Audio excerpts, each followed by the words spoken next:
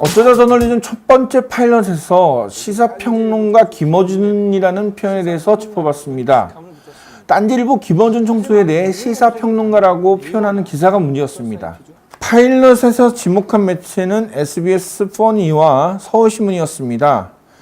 파일럿 이후 리뷰를 해보면 SBS 퍼니는 여전히 시사평론가 김어준이라는 표현을 사용했고, 반면에 서울신문은 방송인 김어준 씨, 딴지일보 김어준 총수로 표현했습니다. 물론 어쩌다 저널리즘의 지적으로 표현을 바꿨다고 단정할 수는 없지만 표현 방법에 변화가 있었다는 점은 긍정적으로 볼 수 있습니다. 김어준 총수를 제대로 표현하는 직함은 방송인, 언론인, 딴지일보 총수가 맞다는 것을 다시 한번 강조합니다.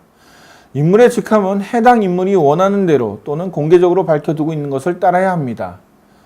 앞으로 어쩌다 저널리즘 제대로 써보자 해서는 인물의 직함에 대해 잘못된 표현이 있는지 계속 찾아보도록 하겠습니다. 8월 25일 전당대회를 통해 더불어민주당 새 당대표로 이해찬 의원이 선출됐습니다. 이해찬 의원의 당선을 다루는 기사를 보면 하나같이 친노 좌장을 수식어로 사용했습니다. 흔히 사용하는 표현이지만 많은 사람들이 좌장이라는 표현에 대해 본래의 뜻을 잘 모르고 있습니다.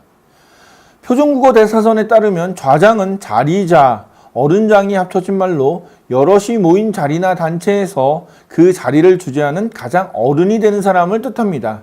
같은 말로는 석장이 있습니다. 사회적 의미를 그대로 두고 쓰이는 것은 보통 토론회입니다. 토론회에서 발제자와 토론자의 이야기를 정리하고 주도하는 역할을 좌장이라고 부릅니다. 뉴스에서는 좌장을 주로 계파의 수장 정도로 쓰고 있습니다. 이해찬 대표에 대해서는 친노 좌장이라는 수식어를 주로 붙입니다. 심지어 친노 친문 좌장이라고 묶어서 쓰는 것도 있습니다. 정말 이해찬 대표를 친노 좌장이라고 표현하는 게 맞을까요?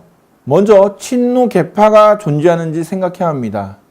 대부분의 언론에서는 문재인 대통령 당선 이후 비노라고 불리던 사람들도 친문으로 합류하면서 친노 계파는 발전적으로 없어졌다는 평가가 많습니다. 그리고 이미 많은 언론이 보도했던 친문계파 모임, 부엉이 모임에는 이해찬 대표가 속해 있지 않습니다. 이해찬 대표가 좌장을 맡을 계파가 없는 것은 아니었을까요? 게다가 문희상 국회의장도 한때는 친노 좌장이라는 수식어를 달고 뉴스에 등장했습니다.